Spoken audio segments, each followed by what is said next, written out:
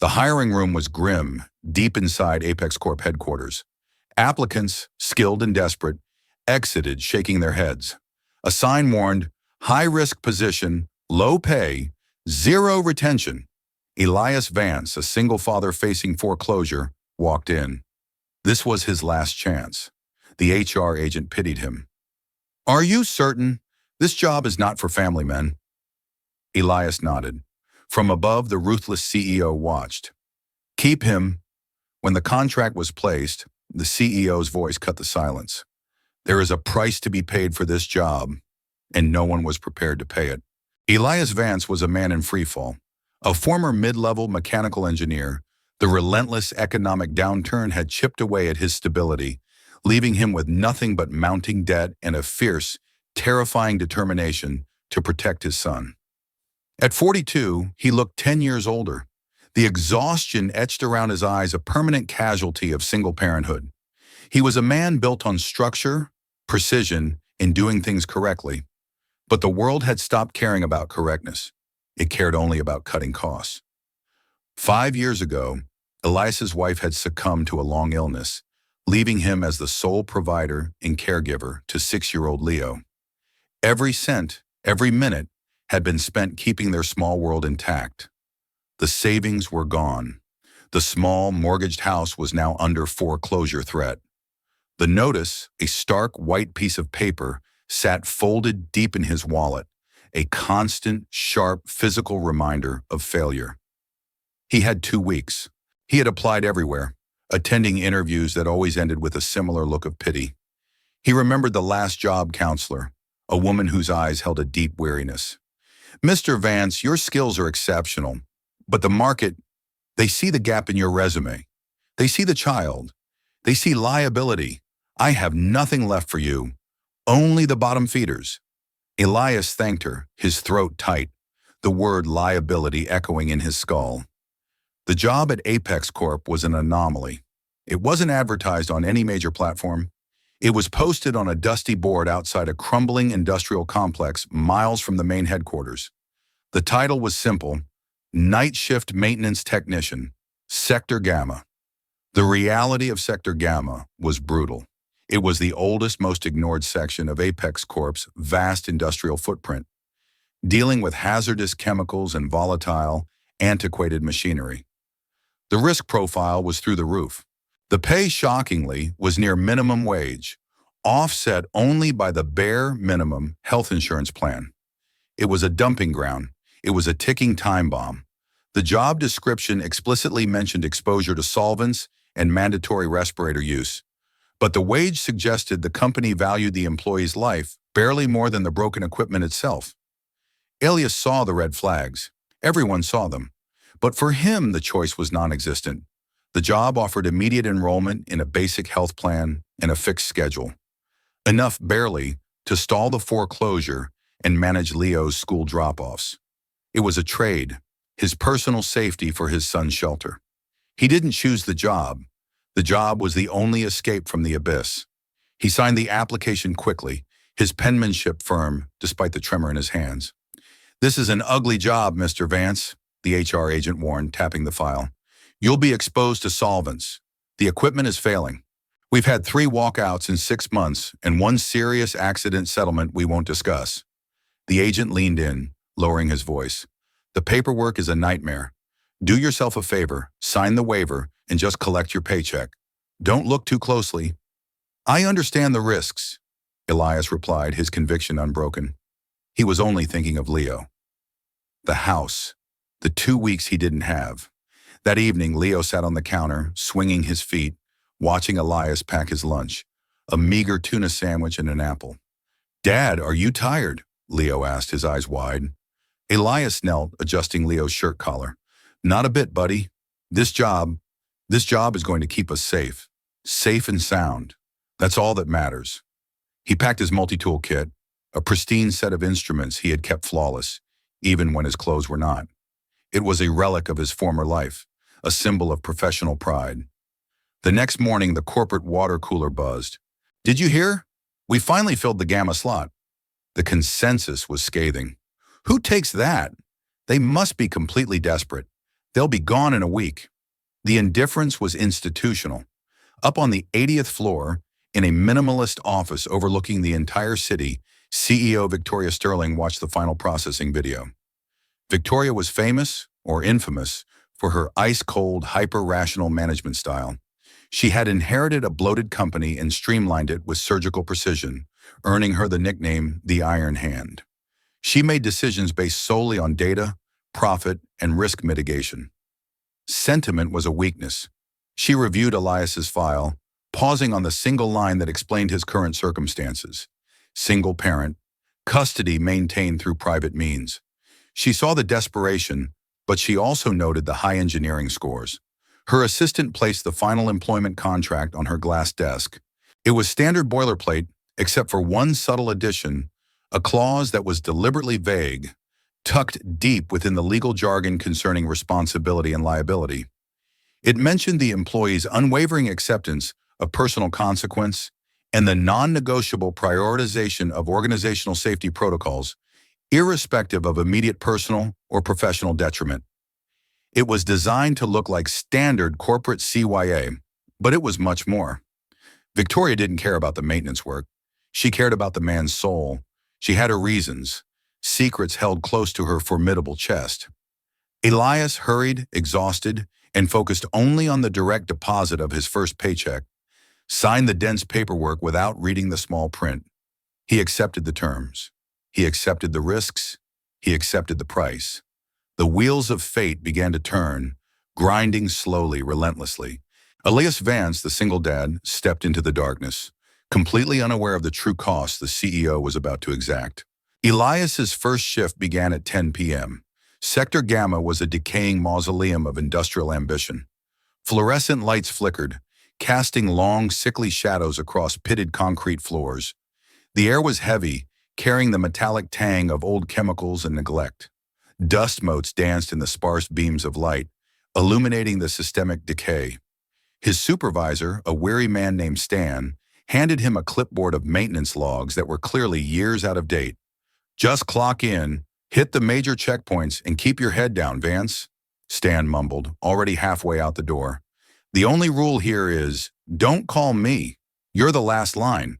If something breaks, find a way to make it look functional until 6 a.m. Elias toured the sector alone. It was worse than he imagined. Wires were frayed, pressure gauges were cracked. A large storage tank, labeled flammable gases, had a visible, slow leak around a rusting valve. The previous technicians had simply noted the leak in pencil and added a stack of old rags beneath it. They had minimized the threat to survive the shift. Elias, the trained engineer, felt a cold dread settle in his stomach. This wasn't just neglect. This was active endangerment. He spent the first hour not on the scheduled checks, but fixing the valve. He didn't have the right tools, so he improvised, fabricating a temporary seal using specialized tape he carried in his worn bag. It took him 2 hours, delaying his rounds significantly. Stan called him just before midnight. "Vance, your checkpoint logs are late. What are you doing?" "I'm repairing the main pressure valve on tank 4. It was leaking volatile gas," Elias stated plainly. There was a long silence on the line. Then Stan chuckled, a dry, humorless sound.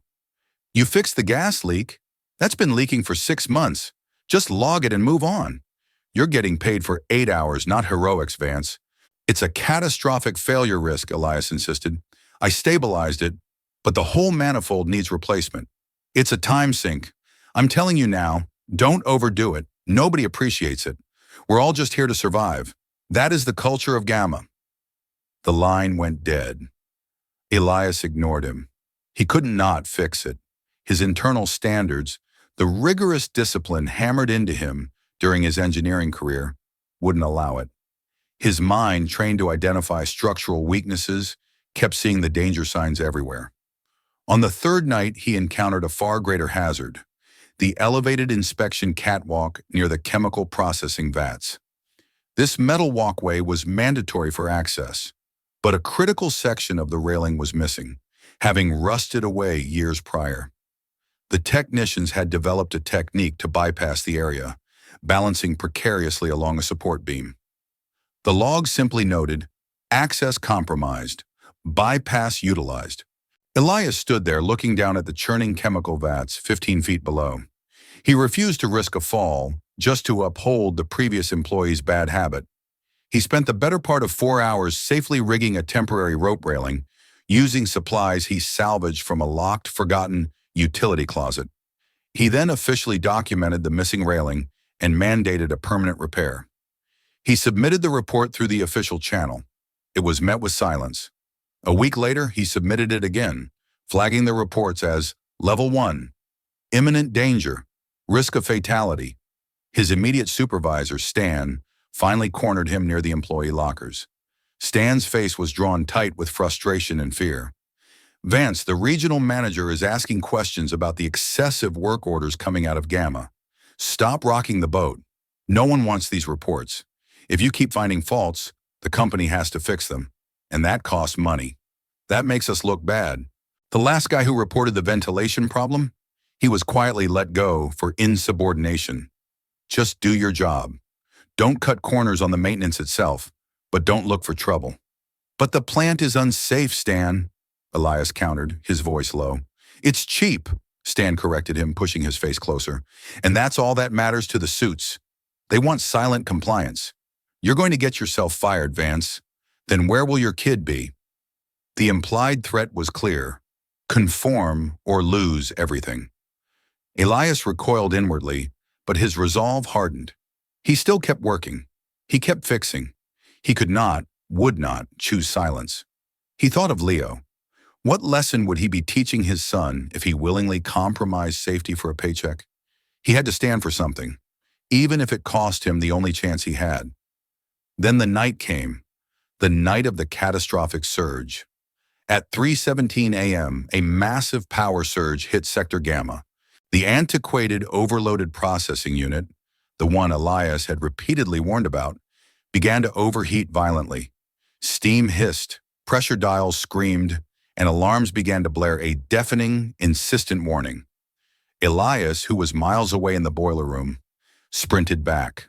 The emergency protocols had failed. The automatic coolant lines were jammed, a failure he had noted but not yet had time to fix. He knew what was coming. If the pressure built for another minute, the unit would rupture, triggering a massive chemical expulsion that would evacuate and potentially shut down the entire industrial park for months. The cost would be billions. Worse, it would injure dozens of night shift workers. With seconds to spare using the outdated manual override, a system everyone else had ignored, Elias located the single jammed relief valve. He didn't hesitate. He grabbed the heavy wrench from his personal kit and slammed it against the mechanism, focusing all his despair and determination into the blow, forcing the valve open. The immediate drop in pressure was audible. Scalding steam blasted past him, searing his arm, but the pressure stabilized. He had narrowly averted a crisis of national scale. The plant escaped catastrophe by a hair's breadth. The next morning, the rumors swept through Apex Corp. The night shift guy had somehow stopped an incident that should have made national news. His identity, however, remained a mystery to the daytime staff. Up on the 80th floor, Victoria Sterling received the preliminary report. She reviewed the incident. She reviewed the logs. And then she saw the long, detailed history of warnings, all signed by Elias Vance. Every single one was precise and dated weeks before the near catastrophe. She looked at her assistant, a silent acknowledgement of the test results. "Get him up here, now, and clear the main boardroom. I want this meeting on the record." Elias, weary and sporting a painful burn wrap on his forearm, arrived at the 80th floor just before dawn. He assumed he was being fired, probably for causing a fuss. He stepped into the massive, silent conference room, prepared to defend himself against the final loss. The door clicked shut behind him. The conference room was vast, dominated by a single sleek mahogany table and massive windows that revealed the awakening city. Elias stood alone, still faintly smelling of oil and singed wiring. He was exhausted, but braced for the worst. Victoria Sterling finally walked in. She was taller than he expected, perfectly composed, dressed in a power suit that looked carved from granite. Her expression was utterly unreadable, a mask of cold, calculated neutrality. She sat at the head of the table, not offering a handshake. "Mr. Vance," she began, her voice low and sharp, like glass breaking. "Do you know what you did at 3:17 a.m. yesterday?" Elias met her gaze. He felt a sudden, profound calm. He had nothing left to lose. "I prevented a systemic failure. The manual override was a last resort because the automated system was, as I previously reported, malfunctioning." "That's not what I asked."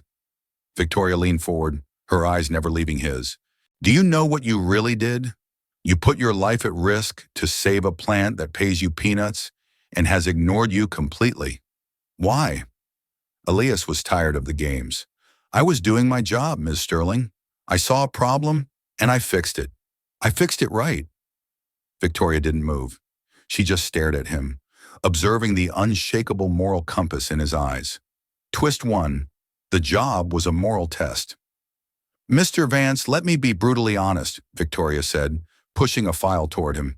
It contained all of his past reports and all of the failure logs from the previous technicians. That position, the job no one wanted, was never about maintenance. It was a test, a filter. Elias frowned, confused. "Apex Corp didn't care about the gas leak or the wiring," she continued, her voice taking on a harsh edge. "They cared if you would report it. They cared if you would do the hard, right thing, even when it cost you time, effort, and possibly your job. We were watching not the plant but the man." She explained that the 3 technicians before him had all noticed the dangers.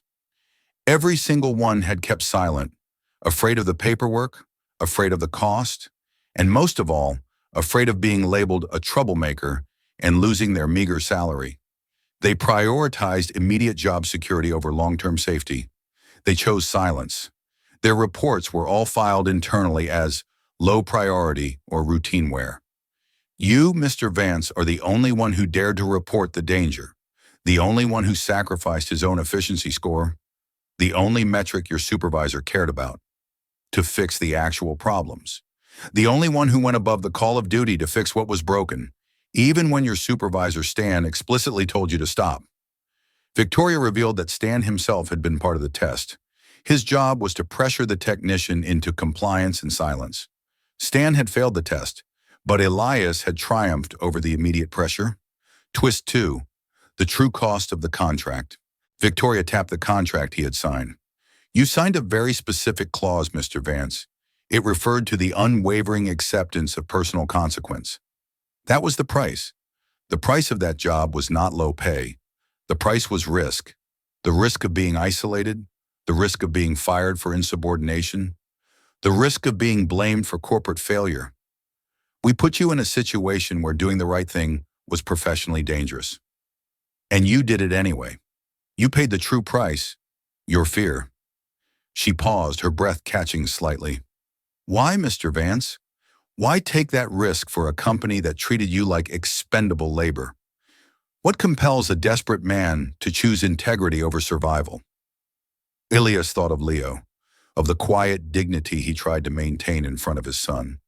He spoke the truth, his voice rough with emotion, cutting through the vast, sterile room. "Because if I stayed silent, if I saw a disaster coming and chose to ignore it for my own comfort, my son would eventually find out who his father truly was." Elias's eyes burned with resolve. "And if tragedy struck, if people were hurt," Leo would ask, "Dad, why didn't you speak up? Why did you let fear win?" I could not live with that silence. I could lose the house, but I cannot lose his respect or my own. The sheer, raw integrity of the answer hung in the air. The vast conference room felt suddenly too small. Victoria Sterling, the iron hand, the woman who never showed a flicker of human emotion in a negotiation, visibly recoiled. Her cold exterior cracked. She closed her eyes for a brief, shattering moment of memory. "I understand that silence, Mr. Vance," she whispered, the first genuine emotion he had heard from her. 20 years ago, when I was a junior executive, I knew a manufacturing line was defective. A simple $500 fix. I stayed silent to protect my promotion and my year-end bonus. That line failed. It was minor. No fatalities. But dozens of workers were permanently injured. Hundreds of families were affected. Her voice grew strong, but retained a deep, visceral pain. Apex Corp paid the financial price. I paid the emotional price. My climb to this office was fueled by a need to fix that mistake, but I realized systems can't fix character. The core of this company was still choosing silence. That position in Sector Gamma has been intentionally degraded and kept vacant for years, waiting for someone, anyone, who valued truth over personal gain. Waiting for someone to break the corporate silence. Waiting for a moral compass strong enough to point away from fear and toward responsibility. Victoria stood up, rising to her full, imposing height. She slowly circled the table, moving out from behind the fortress of her desk, and extended her hand to the weary, injured single dad. The old guard, the board, they thought this test was cruel. They thought we were testing for skill. They were wrong. We were testing for soul. They believe you are the weakest candidate because you are the most desperate. They are wrong again. You are not the desperate, expendable employee, Mr. Vance. You are the only person who passed the test. You are the most valuable asset this company possesses. The balance of power had irrevocably shifted. Elias Vance, the night shift technician, was not just an employee. He was the ethical foundation Victoria Sterling had been searching for. She didn't offer him a job. She offered him her mandate. The news of Elias Vance's promotion was met with stunned silence throughout Apex Corp. He wasn't just promoted, he was given the title of Director of Safety and Ethical Compliance, a position created entirely for him, reporting directly to the CEO. His salary was competitive, his benefits package was generous, and he was immediately granted stock options. He was given a mandate to completely reform the safety culture, starting with Sector Gamma. Elias was quick to redefine his new power. He didn't seek revenge or accolades. He sought stability and integrity. His focus was not on punishing the past, but protecting the future. His first act was not to fire Stan, but to empower him. He pulled Stan aside. Stan, you were following the culture we created. The culture told you that paperwork was more important than people. We're changing the culture. You have my back, I have yours. You saw firsthand what happens when we stay silent. Now let's go fix this plant the right way. Stan, shocked by the lack of blame and the sudden surge of trust, became Elias's most loyal and fiercely protective ally. Stan, who knew where all the bodies were buried, was essential. Elias implemented a rigorous, transparent reporting system. He called it the no-fault compliance check. Employees were not penalized for finding problems. They were rewarded. He insisted that every employee, from the night shift technician to the CEO, sign off on the safety protocols. The pushback was immediate and fierce. The mid-level managers, the old guard who prioritized budgets over lives, tried to sabotage the new system.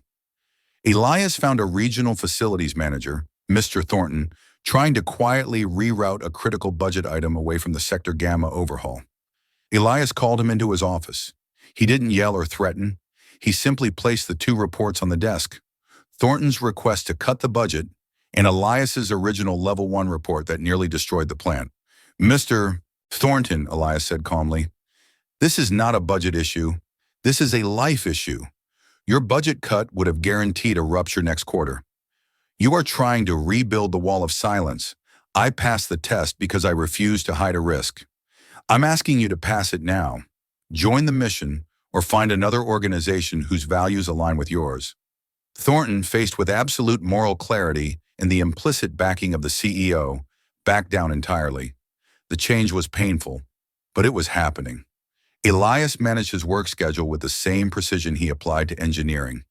He leveraged his new authority to arrange his hours so he could always manage Leo's school drop-offs and dinner. He created boundaries that protected his family life, demonstrating to the entire company that professional success did not require personal sacrifice of that magnitude. His mornings, once frantic and stressful, transformed. He started driving Leo to school in the Apex Corp car, a perk he used humbly. Leo no longer saw his father stumbling in the door, exhausted and defeated, smelling of chemicals and fatigue. He saw a man who was purposeful and confident. "Dad, you look lighter," Leo observed one morning over a leisurely breakfast of pancakes, not tuna sandwiches. "I am, buddy," Elias smiled, truly rested for the first time in years. When you stop hiding the truth, the weight goes away. Leo saw his father's integrity rewarded, a profound, lasting lesson in moral victory. The entire corporation experienced a palpable shift. Under Elias's quiet, persistent direction, accident rates plummeted by 60% within the first 6 months. The job no one wanted became the most scrutinized and safest position in the company, a symbol of their renewed commitment. Victoria Sterling supported Elias unflinchingly. She spoke publicly about the incident, admitting her past failure and using Elias's courage as the new benchmark for leadership. The culture of silence for convenience was systematically dismantled, replaced by a mandate for fearless reporting. She made Elias's initial reports the centerpiece of the company's annual ethics training. Elias, however, remained the same. He didn't parade his success. He was simply consistent. He fixed what was broken, literally and figuratively. He rebuilt the damaged infrastructure of the plant, and more importantly, the damaged infrastructure of trust. His integrity was the scaffolding. He had secured the house. He had secured Leo's future. The hope he had been searching for had finally arrived, built not on luck or charity, but on the bedrock of his own unwavering conscience. Elias Vance did not become instantly rich in the sensationalized overnight way the media loves to portray. He became something far more valuable and enduring, secure and respected. His career was a marathon, not a sprint, and he had finally found solid ground. He had a sustainable job, a dignified title, and the deep, earned respect of a CEO and an entire corporation. He secured his home and his son's future, all by refusing to compromise his integrity.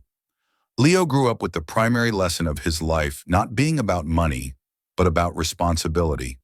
He learned that the hardest choice is often the right one, and that the only thing worse than failure is complicity. He saw his father rewarded not for being the smartest, but for being the most honest. Victoria Sterling, the Iron Hand, finally found a moral purpose for her immense power. She used her wealth and influence to champion ethical compliance and whistleblowers, determined to prevent the destructive silence that had once defined her own history. The creation of Elias's role was her penance and her legacy. The true cost of the job was never the low salary. It was the courage to act when everyone else chose fear. Elias paid that price with his conviction and his willingness to risk everything. In return, he gained everything that mattered, a sense of self-worth that no salary could buy. The job no one wanted, the toxic, dangerous corner of the company, had ultimately saved the entire corporation, proving that moral rot starts in the darkest, most neglected places, and that a single person's conscience can illuminate an entire organization. The ultimate measure of the change lay in Sector Gamma. It was completely overhauled, modern, and gleaming. Instead of being the post nobody wanted, it became the entry point for new engineers, a 6-month mandatory rotation where they learned the company's new philosophy. If you see something wrong, you are obligated to report it, regardless of the cost. It was the proving ground of corporate integrity. The silence that had once protected bad practice was shattered by a single father's quiet voice, demanding accountability. The integrity of one man became the institutional mandate of thousands. The message was clear and powerful. The most difficult job in the world is often reserved for the person most worthy of doing it. True value is not found in what you are paid, but what you refuse to compromise. The flickering, cold lights of the night shift maintenance area were replaced by warm, steady illumination. Elias Vance, the architect of trust, no longer walked alone in the dark. He and Leo stepped into a stable future, their foundation built not on temporary wealth, but on permanent integrity. If you believe stories like this deserve to be told, leave a comment and subscribe to NL Touching Stories. We tell the stories that shouldn't be forgotten.